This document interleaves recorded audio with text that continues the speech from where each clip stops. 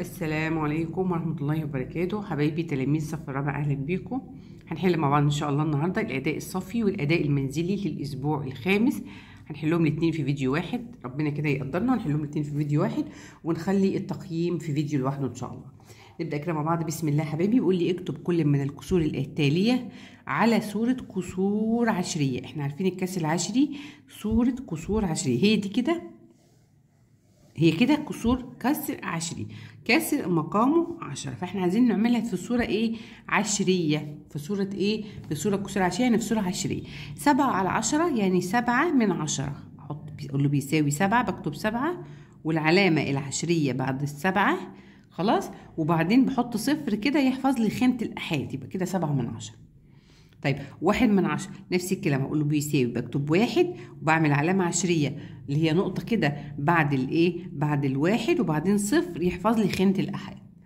طيب 18 من 100، بكتب 18 من 100 يعني علامة عشرية بعد رقمين، 1 2، احط العلامة العشرية وبعدين صفر يحفظ لي خانة الآحاد.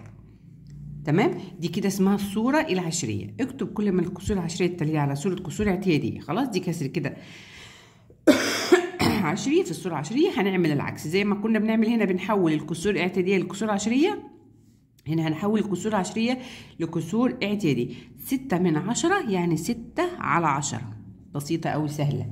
8 من 10 يعني 8 على 10، مفيش أسهل من كده. 53 من 100، بكتب 53 في البسط، وتحت في المقام بكتب 100. جميل. في النموذج التالي ظل ما يمثل الكسر العشري. خلاص، 43 من 100. بصوا يا حبايبي، عدد المربعات في النموذج اللي قدامي دول كلهم 100. خلاص، طيب انا عايزه امثل 43 عدد من 100.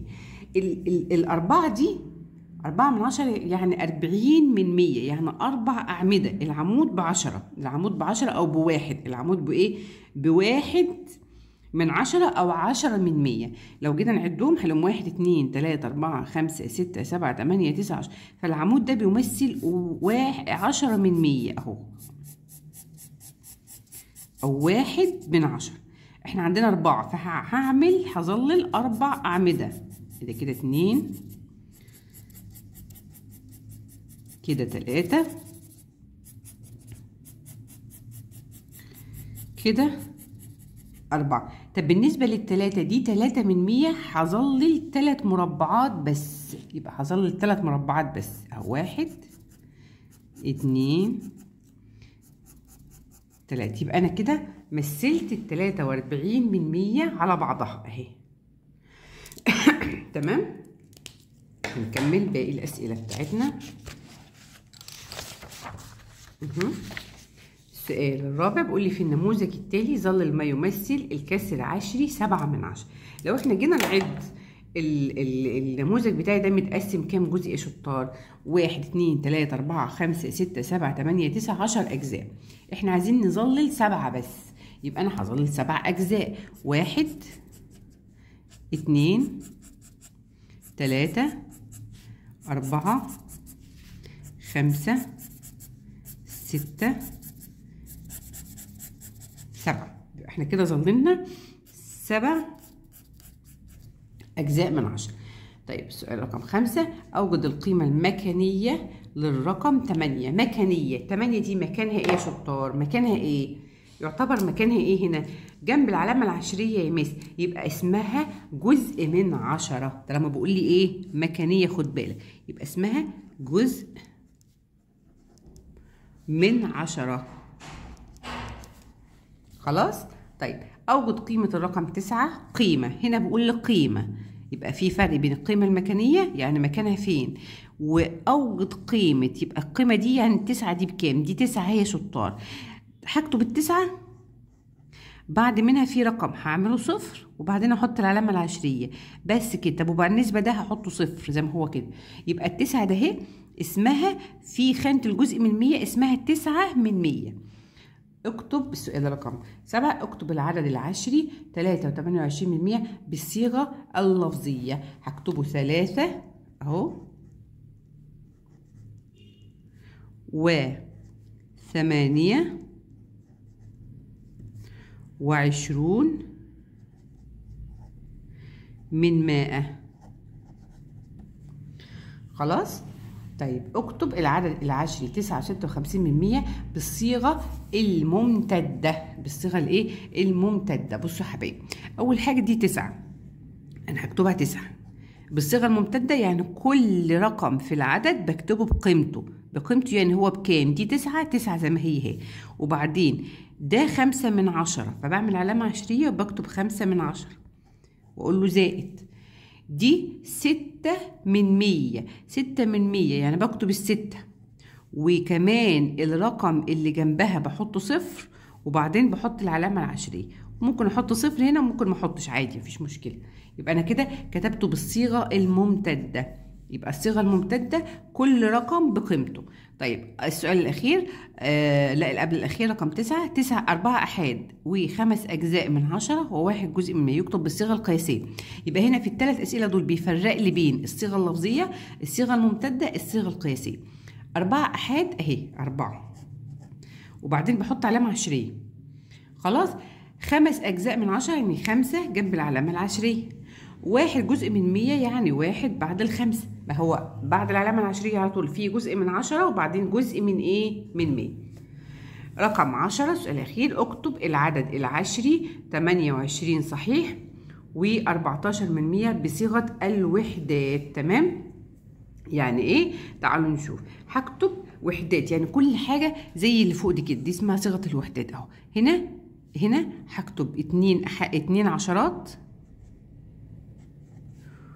و8 أحاد، يعني 2 في خانة العشرات، 8 في خانة الأحاد، و1 جزء من 10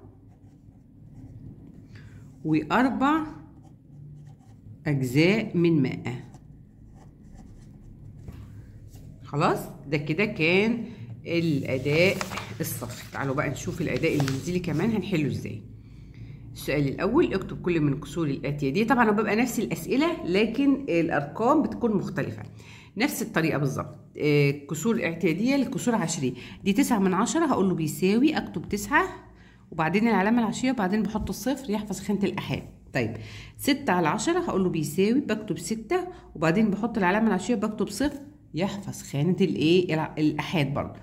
75% بكتب ال75 اللي هو البسط عادي خالص، وبعدين بحط العلامة العشرية وبعدين بحط صفر يحفظ لي خانة الأحاد. هنا نفس الكلام، بكتب ال43 وبعدين بحط العلامة العشرية وبعدين بحط الصفر. اكتب كل من الكسور العشرية التالية على صورة كسور اعتيادية. 3/10 تبقى 3/10، 3/10 آسفة تبقى 3/10. 2/10 تبقى 2/10. 19% بكتب ال19 وبكتب ال100 في المقام. 51% بكتب ال51 وال100 تحت في المقام. جميل أوي. بيقول لي رقم 3، في النموذج التالي ظل ما يمثل الكسر العشري 65%. نفس اللي احنا عملناه بالظبط، 65%. ال6/10 ده اهي، ال6/10 ده شطار، يعني ده اهي 60 جزء من 100. خد بالك 6/10 60 جزء من 100. يعني ايه 60 جزء من 100 يا مس؟ يعني 6 أعمدة، فالمفروض هظلل 6 أعمدة، هظلل 6 ايه؟ أعمدة. بصوا هبدأ اهو، 1 2، طبعا انا بعمل بسرعة عشان ما اطولش عليكم، 3 4 5 اهو 6 وبعدين 5 أجزاء من 100. ال5 أجزاء من 100 دول يا شطار اهم، 5 أجزاء من 100 دول يعني 5 مربعات، ظل 5 مربعات. أدا 1 2 3 4 5، يبقى دول 5 من ايه؟ 5 من 100. تمام كده؟ نكمل مع بعض.